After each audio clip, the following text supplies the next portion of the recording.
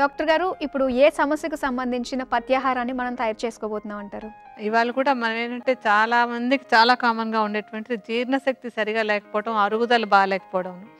అందుకని అలాంటి సమస్యలు ఉన్నటువంటి వాళ్ళు జీర్ణశక్తి పెంచుకోవడానికి, అరుగుదల మెరుగు చేసుకోవడానికి అలా ఉపయోగపడేటువంటి ఒక పథ్యాహారాన్ని చక్కగా మనకి తేలిగ్గా దొరికేటువంటి పదార్థాల్లో చేసుకుంటాం. ఇది అందరూ కూడా వాడుకునేటటువంటి మంచి పథ్యాహారం ఇది.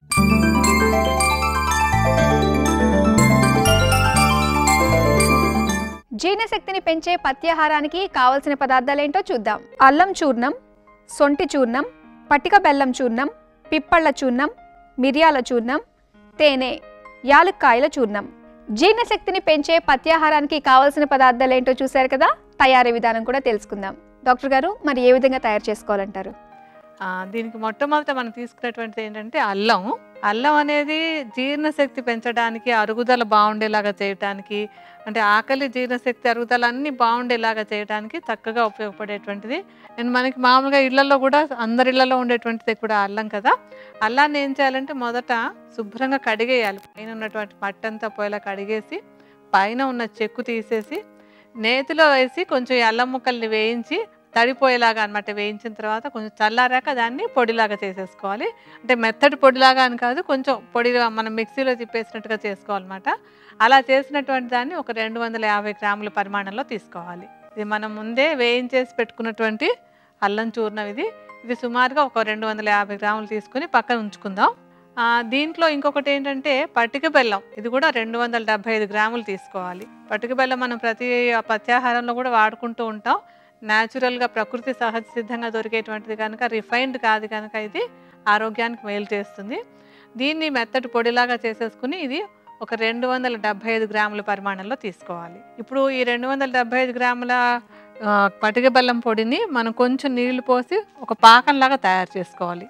స్టవ్ వెలిగించి పటిక బెల్లం పొడి, అందులో కొంచెం నీళ్లు వేయండి.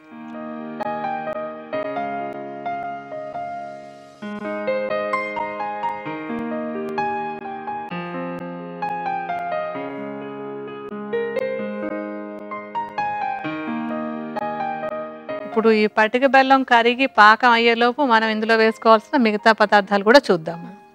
ఇప్పుడు ముందు అల్లం తీసుకున్నాం కదా, అల్లమే కాకుండా ఇందులో కొంచెం సొంటి చూర్ణం కూడా వేసుకోవాలి. సొంటి జీర్ణశక్తిని, అంటే తిన్నటువంటి ఆహారం వంటబట్టడానికి దానికి కూడా బాగా ఉపయోగపడుతుంది కనుక ఈ సొంటిని కూడా ఇందులో కొద్ది పరిమాణంలో వేసుకుంటాం మనం. సొంటిని నేతిలో వేయించి పొడి చేసేసుకోవాలి. ఈ చూర్ణం ఒక 5 గ్రాముల పరిమాణంలో తీసుకోవాలి. 5 గ్రాముల సొంటి చూర్ణాన్ని మనం ముందే అల్లం చూర్ణం పెట్టుకున్నాం కదా, అందులో కలిపి ఉంచండి.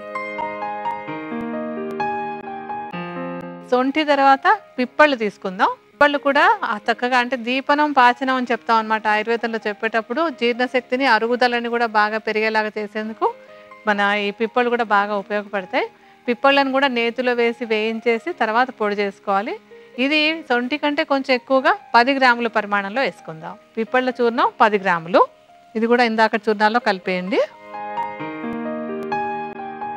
ఆ తర్వాత మిరియాలు కూడా చక్కగా ఆకలి బాగా ఉండేలాగా, అరుగుదల బాగుండేలాగా, జీర్ణశక్తి అంతా మెరుగయ్యేలాగా బాగా ఉపయోగపడతాయి. మిరియాలని పొడి చేసేసి ఇది 15 గ్రాములు వేసుకోవాలి.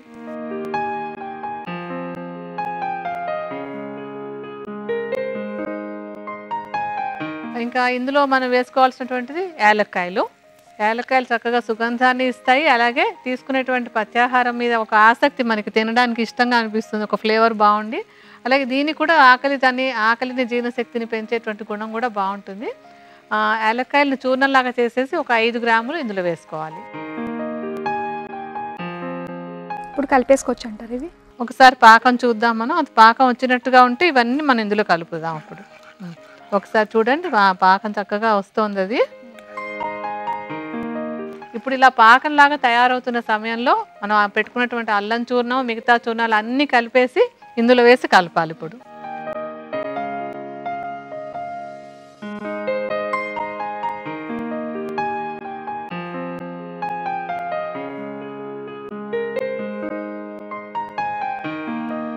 మంచి సుగంధం కూడా వస్తుంది, చక్కటి వాసన. అల్లం వేగుతూ ఉంటే వచ్చేటువంటి మంచి వాసన ఉంటుంది కదా.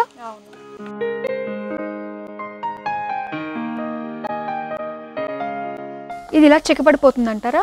ఒక హల్వా లాగా, అల్లం హల్వా అనుకోండి. ఇప్పుడు మీరు దీన్ని పత్యాహారం సుమారుగా ఒక అల్లం హల్వా లాంటిది. అంత బాగా అంచులన్నీ విడిపోయేలాగా అయిన తర్వాత స్టవ్ ఆపేద్దాం. కొంచెం చల్లారనిచ్చి, చల్లారిన తర్వాత చివరిలో కొంచెం తేనె కూడా కలుపుకుందాం. సుమారుగా ఒక 40-50 మిల్లీలీటర్ల పరిమాణంలో తేనెని ఇందులో కలుపుదాం. ఇప్పుడు